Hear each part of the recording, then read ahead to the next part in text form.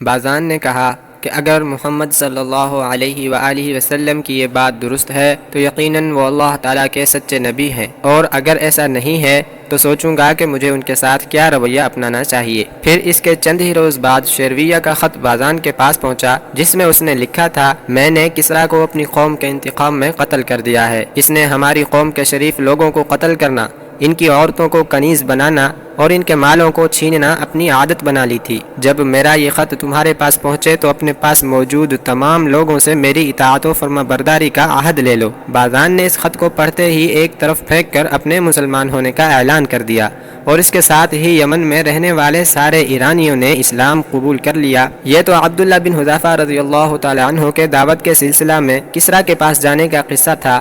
اب ان کا وہ قصہ بھی سن لیجئے جو روم کے بادشاہ کے پاس جا کر اسلام کی دعوت دینے سے متعلق ہے۔ روم کے بادشاہ کے ساتھ حضرت عبداللہ بن حذیفہ رضی اللہ تعالی عنہ کی ملاقات خلیفہ ثانی حضرت عمر بن خطاب رضی اللہ تعالی عنہ کی خلافت کے زمانے میں ہوئی تھی۔ ان کی ملاقات کا یہ قصہ بھی حد درجہ دلچسپ اور نہایت عجیب ہے۔ امیر المؤمنین حضرت عمر فاروق رضی اللہ تعالی عنہ نے سن 19 ہجری میں رومیوں سے جنگ کرنے کے لیے ایک فوج روانہ کی تھی، جس میں حضرت عبداللہ بن حذیفہ رضی اللہ تعالی عنہ بھی شریک تھے۔ مسلمان مجاہدین کے سچے ایمان، عقیدہ کی پختگی اور اللہ تعالیٰ کی راہ میں اپنی جانیں قربان کرنے کی خبریں روم کے بادشاہ تک پہلے سے پہنچی ہوئی تھیں۔ اس نے اپنے فوجی افسروں کو اس بات کی ہدایت کر دی تھی کہ اگر وہ کسی مسلمان سپاہی کو گرفتار کرنے میں کامیاب ہو جائیں تو اسے قتل نہ کریں بلکہ زندہ اس کے سامنے پیش کریں۔ اللہ تعالیٰ کے حکم سے حضرت عبداللہ بن حذیفہ رضی اللہ تعالی عنہ رومی فوجیوں کے ہاتھوں گرفتار ہو گئے۔ رومی فوجی انہیں بادشاہ کے پاس لائے اور یہ کہتے ہوئے اس کے سامنے پیش کیا، یہ شخص محمد صلی اللہ علیہ وآلہ وسلم کے ان ساتھیوں میں سے ہے جنہوں نے دعوت کے ابتدائی زمانے میں ان کی پکار پر لبیک کہا تھا۔ ہم اس کو گرفتار کرنے میں کامیاب ہو گئے ہیں اور آپ کے حکم کے مطابق آپ کے سامنے پیش کر رہے ہیں۔ قیصر انہیں دیر تک بہت غور سے دیکھتا رہا، پھر ان سے کہنے لگا، میں تمہارے سامنے ایک بات پیش کر رہا ہوں۔ حضرت عبداللہ رضی اللہ تعالی عنہ نے پوچھا، وہ کیا بات ہے؟ بادشاہ نے کہا، تم نصرانیت قبول کر لو، اگر تم نے میری بات مان لی تو میں تمہیں آزاد کر دوں گا اور تمہارے ساتھ عزت و اکرام کا بہترین سلوک کروں گا۔ حضرت عبداللہ بن حذیفہ رضی اللہ تعالی عنہ نے اس کی اس پیشکش کو نفرت و حقارت سے ٹھکرا دیا اور حد درجہ یقین اور برداشت کا مظاہرہ کرتے ہوئے جواب دیا، یہ ناممکن ہے، موت مجھے تمہاری اس پیشکش سے 1000 گنا زیادہ محبوب ہے۔ قیصر نے ان کو شیشے میں اتارنے کی کوشش کرتے ہوئے کہا، میں دیکھ رہا ہوں کہ تم ایک نہایت عقل مند اور سمجھدار آدمی ہو، اگر تم میری یہ پیشکش قبول کر لو تو میں تمہیں اپنی حکومت میں شریک کر لوں گا۔ بادشاہ کی اس کھوکھلی پیشکش کو سن کر زنجیروں میں جکڑا ہوا قیدی بے ساختہ مسکرا پڑا اور اس نے نہایت بے نیازی اور لاپرواہی کا مظاہرہ کرتے ہوئے جواب دیا، اللہ کی قسم، اگر تم عرب و عجم کی ساری سلطنت بھی مجھے دے دو اور اس کے بدلے صرف یہ چاہو کہ میں ایک لمحے کے لیے دین محمد صلی اللہ علیہ وآلہ وسلم سے پھر جاؤں تو یہ بھی میرے لیے ہرگز ناقابل قبول ہے۔ قیصر نے دھمکی دیتے ہوئے کہا، تب میں تم کو قتل کر دوں گا۔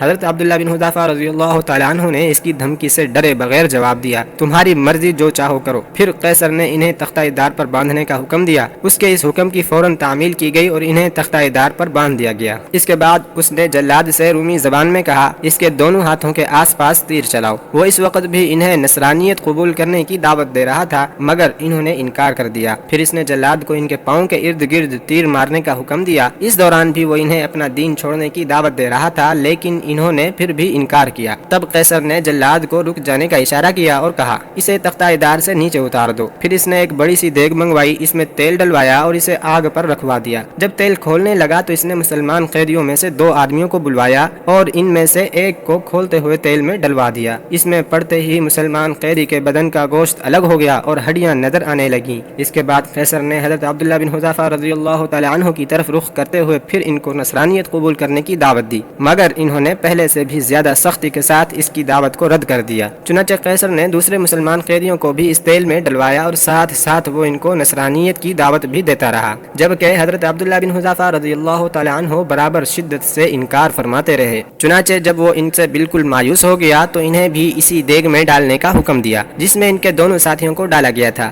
جب انہیں گھسیٹ کر دیگ کی طرف لے جایا جا رہا تھا تو ان کی آنکھوں میں آنسو آ گئے۔ سپاہیوں نے قیصر سے کہا کہ یہ رو رہا ہے۔ قیصر نے سمجھا کہ اب ان کی ہمت جواب دے گئی ہے، اس نے سپاہیوں سے کہا کہ ان کو میرے پاس لاؤ۔ جب حضرت عبداللہ بن حذافہ رضی اللہ تعالیٰ عنہ اس کے پاس پہنچے تو اس نے پھر اس خواہش کو دہرایا کہ وہ نصرانیت اختیار کر لیں، مگر جب انہوں نے انکار کر دیا تو قیصر نے دریافت کیا، پھر تم کیوں رو رہے تھے؟ حضرت عبداللہ رضی اللہ تعالیٰ عنہ نے جواب دیا، میرے دل میں یہ خیال آیا کہ عبداللہ اس وقت تم اس دیگ میں ڈال دیے جاؤ گے اور تمہاری جان نکل جائے گی، حالانکہ میری خواہش تھی کہ کاش میرے بدن میں اتنی ہی جانیں ہوتی جتنے بال ہیں، اور وہ تمام جانیں ایک ایک کر کے اللہ تعالیٰ کے دین کے لیے اس دیگ میں ڈالی جاتی۔ اسی خیال پر مجھے رونا آ گیا۔ قیصر نے پوچھا، اچھا کیا تم میرے سر کو بوسہ دے سکتے ہو؟ اگر تم ایسا کرو تو میں تم کو رہا کر دوں گا۔ حضرت عبداللہ بن حذافہ رضی اللہ تعالیٰ عنہ نے سوال کیا، اور میرے دوسرے تمام مسلمان ساتھیوں کو بھی؟ قیصر نے جواب دیتے ہوئے کہا، ہاں، دوسرے تمام مسلمان قیدیوں کو بھی تمہارے ساتھ رہا کر دیا جائے گا۔ حضرت عبداللہ بن حذافہ رضی اللہ تعالیٰ عنہ کہتے ہیں، میں نے دل میں سوچا کہ یہ اللہ کا ایک دشمن ہے، اگر میں اس کے سر کو بوسہ دے دوں تو یہ اس کے بدلے میں مجھے اور تمام مسلمان قیدیوں کو رہا کر دے گا، ایسا کر لینے میں میرا کیا نقصان ہے؟ یہ سوچ کر انہوں نے قریب جا کر اس کے سر کا بوسہ لے لیا۔ قیصر نے اپنے آدمیوں سے کہا کہ تمام مسلمان قیدی جمع کر کے حضرت عبداللہ بن حذافہ رضی اللہ تعالیٰ عنہ کے حوالے کر دیے جائیں۔ چنانچہ اس کے حکم کی تعمیل کی گئی۔ جب حضرت عبداللہ بن حذافہ رضی اللہ تعالیٰ عنہ خلیفہ کی خدمت میں پہنچے تو انہوں نے اپنی یہ کارگزاری ان کو سنائی، جس کو سن کر وہ بہت خوش ہوئے اور قیدیوں کو دیکھا تو فرمایا، ہر مسلمان پر یہ حق ہے کہ وہ عبداللہ بن حذافہ رضی اللہ تعالیٰ عنہ کے سر کو بوسہ دے، اور یہ حق سب سے پہلے میں ادا کر رہا ہوں۔ اور پھر انہوں نے حضرت عبداللہ بن حذافہ رضی اللہ تعالیٰ عنہ کے سر کا بوسہ لیا۔ دینی شاعر یعنی وہ چیزیں یا وہ باتیں جن سے دین کی پہچان ہوتی ہو، ان کی بے حرمتی بہت بڑا گناہ ہے۔ اللہ تعالیٰ ایسے لوگوں کی سخت پکڑ کرتے ہیں۔ دیکھیے حضرت عبداللہ بن حذافہ رضی اللہ تعالیٰ عنہ کسریٰ کے پاس جب حضور صلی اللہ علیہ وآلہ وسلم کا خط لے کر گئے تو کسریٰ نے اس مبارک خط کو پھاڑ دیا۔ کسریٰ کا یہ جرم صرف کسی قاصد کے خط کو پھاڑنا ہی نہ تھا، بلکہ اس عظیم ہستی کی طرف سے اس مقدس صحیفے کو چاک کرنا بھی اس کا جرم تھا، جن کے نام نامی سے یہ دنیا اور یہ کائنات قائم ہے۔ اللہ تعالیٰ نے کسریٰ کو اس سخت جرم کی ایسی سزا دی کہ وہ رہتی دنیا تک درس عبرت بن گیا۔ دوسری بات یہ کہ ہمیں یقین کر لینا چاہیے کہ دین پر چلنے میں کوئی پریشانی نہیں، نہ اس پر عمل کرنا کوئی مشکل کام ہے، بلکہ اللہ تعالیٰ اپنے بندے کو آخری دم تک آزماتا ہے اور امتحان لیتا ہے کہ میرا یہ بندہ میرے معاملے میں کس حد تک ثابت قدم ہے، اس کے اندر دین پر عمل پیرا ہونے میں کتنی قوت برداشت ہے۔ دیکھیے مذکورہ واقعہ میں حضرت عبداللہ بن حذافہ رضی اللہ تعالیٰ عنہ نے ثابت قدمی دکھائی اور دین اسلام پر استقامت کا مظاہرہ کیا۔ دنیا کی چند روزہ نعمتوں کی لالچ تو دور کی بات، اپنی جان تک کی پرواہ نہ کی، تو اللہ تعالیٰ نے انہیں قیصر روم کے چنگل سے نجات دی اور لوگوں کے سامنے عزت و اکرام سے سرفراز فرمایا۔ لہٰذا اگر ہمیں دین کے معاملے میں کوئی ظاہری سختی پیش بھی آئے تو یہ خیال کرنا چاہیے کہ اللہ تعالیٰ کی طرف سے ایک امتحان ہے، اور ایسے وقت میں ہمیں اپنے یقین میں اور مضبوطی پیدا کر کے استقامت کا مظاہرہ کرنا چاہیے، اور اس کے لیے دعا بھی مانگنی چاہیے۔ یا مقلب القلوب ثبت قلبی علی دینک، اے دلوں کے پلٹنے والے میرے دل کو اپنے دین پر جمائے رکھ۔